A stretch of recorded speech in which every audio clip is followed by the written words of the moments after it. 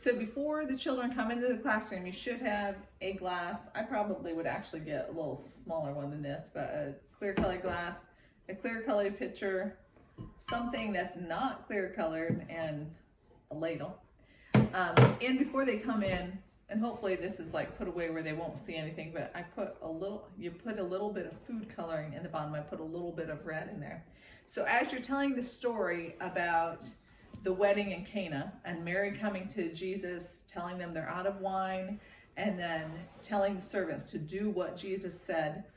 So as you're telling the story, you want to be showing the actions here. So then the servants came and said, Jesus, what do we do? And he saw the water pots, 6 water pots that were sitting outside that were used for cleansing. And they were big water pots, and you'll go through describing them. And then it says, Jesus said, go get water and fill them all up. So all the servants ran to get the water, and they kept coming back, running back and forth.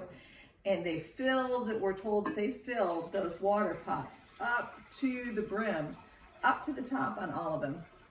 So they're running back and forth, filling those up. And then afterwards, of course, you'll talk about how after they finished doing that, then Jesus told them, go and take it to the master of the feast, who was in charge of it, and to draw some out and take him a glass of what they had just put in the pots, which of course was the water. But when you pull it out, I only had a little bit of food coloring in here. I put a little bit more and make it darker. Of course, as you pour it in the cup, it says, and when they served it out, it was wine, that Jesus had done a miracle.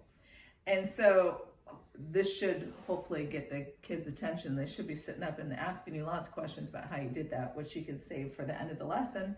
But that is how you can keep their attention while you're telling the story of how Jesus turned the water into wine.